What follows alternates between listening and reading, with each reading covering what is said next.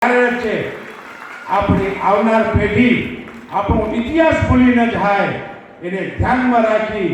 અને યુવા પેઢીને આપણા જે વડીલોએ જે સંઘર્ષ કર્યો છે, જે પોતાનું એક સ્થાન મજબૂત કર્યું છે, એ પાટીદારનો ઇતિહાસ ન ભૂલી જાય એમના માટે ભવ્ય મ્યુઝિયમનું ત્યાં પણ એક નિર્માણ થવા જઈ રહ્યું છે. સાથે સાથે સ્કિલ યુનિવર્સિટી હોય કે કાઉન્સેલિંગ સેન્ટર હોય એનું હમણાં ઓપનિંગ થયું, જેના કન્વીનર પદે ડૉક્ટર જીતેન્દ્રભાઈ હટિયા પણ ત્યાં નિર્માણ થવા જઈ રહ્યું છે. તેમજ ત્યાં મેડિકલ સારવાર મળી રહે એના માટે અદ્યતન હોસ્પિટલની પણ ત્યાં નિર્માણ થવા જઈ રહ્યું છે. સાથે સાથે આપણા પરિવારમાં નાના મોટા કોઈ ડિસ્પ્યુટ ઊભા થાય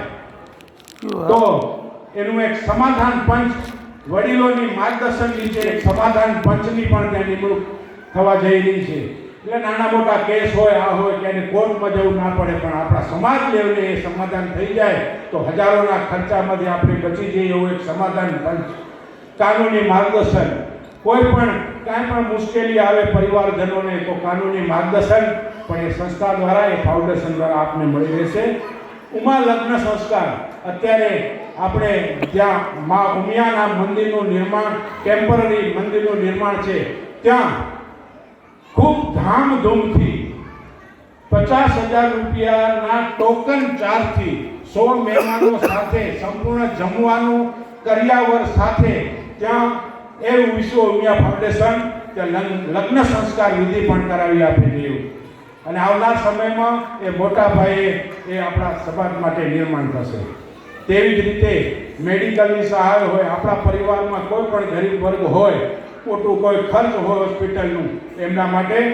મેડિકલની સહાય પણ આપશે. તેમજ નિઃશુલ્ક શિક્ષણ, આ ખાસ મુદ્દો છે. આખા વિશ્વની 200 યુનિવર્સિટીમાં વિશ્વ ઉમિયા ફાઉન્ડેશને પોતાની સીટો રિઝર્વ રાખી છે. આપણા પરિવારનો કોઈ પણ દીકરો, યુવાન ખૂબ જ હોશિયાર હોય, એમને ક્યાંય એડમિશન મળતું ન હોય, એડમિશન મળી જાય મેરિટમાં, પણ ફીસ ભરવાની જો એમનામાં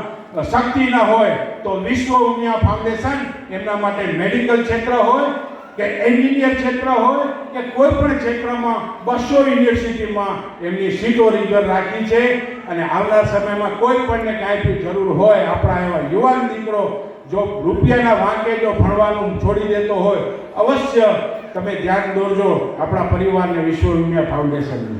તેમજ વિશ્વ લેવલે કેનેડા, અમેરિકા, ઓસ્ટ્રેલિયા અભ્યાસાર્થે આપણો કોઈ પણ વિદ્યાર્થી જતો હોય, એમને જો કોઈ પણ જાતની તકલીફ પડે તો વિશ્વ ઉમિયા ફાઉન્ડેશનની ટીમ,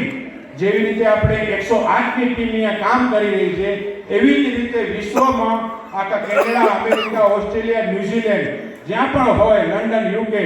ત્યાં આપણા કોઈ પણ વિદ્યાર્થીને ક્યાંય પણ તકલીફ પડે તો હંમેશા આપણી વિશ્વ ઉમિયા ફાઉન્ડેશનની ટીમ, એ એમ્બેસીનું કામ હોય, એરપોર્ટમાં ક્યાંય તકલીફ પડી હોય અથવા કોઈ પણ મૂંઝવણમાં મૂંઝાણા હોય તો એ વિદ્યાર્થીને હંમેશા મદદરૂપ બનવા માટે આ વિશ્વ ઉમિયા ફાઉન્ડેશન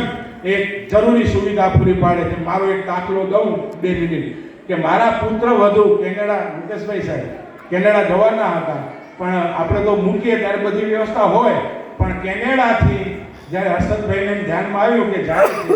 કેનેડાથી સંજયભાઈનો ફોન અમારા પુત્ર વધુ વિશ્વ ઉપર આવ્યો કે બેટા તારી બધી જ વ્યવસ્થા થઈ ગઈ છે ત્યાં? વિશ્વાએ કીધું હા બધી જ થઈ ગઈ છે. બેટા તને ક્યાંય પણ તકલીફ થાય તો વિશ્વ ઉમિયા ફાઉન્ડેશન, આ સંજયભાઈના નંબર તું નોટ કરી લેજે, ગમે ત્યારે ગમે તે જરૂર હોય તો તું અચૂક અમને ધ્યાન દોરજે. એટલે જે પહેલાં જવામાં, વિદેશ જવામાં થોડી આમ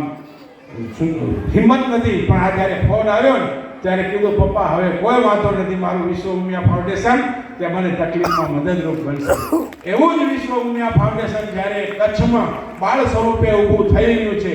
આપ સૌ પરિવારોને આ સ્થળેથી એક વિનંતી કરવા માંગુ છું. મારા માવિત્રો બેઠા છે, સિનિયર આગેવાનો બેઠા છે, ડોક્ટરો છે, વકીલો છે,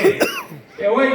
વિશ્વ ઉમિયા ફાઉન્ડેશનનો જ્યારે રથ, મા ઉમિયાનો રથ જ્યારે દક્ષિણ ગુજરાત અને ઉત્તર ગુજરાતમાં ફરી રહ્યો છે, એ રથનું જ્યારે આવતી 21 જાન્યુઆરીના કચ્છમાં આગમન થવાનું છે, મારા પાટીદાર સમાજનો કોઈ પણ પરિવાર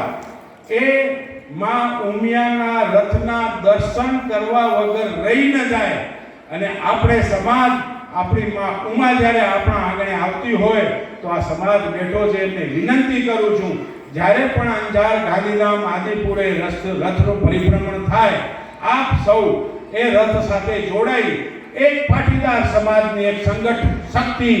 સ્વરૂપે આપણે માં ઉમિયાના નેજા નીચે પરિભ્રમણ થાય એ વિનંતી તારીખ આવનાર સમયમાં આગળની માહિતી આપને મુકેશભાઈને સૌ આપશે.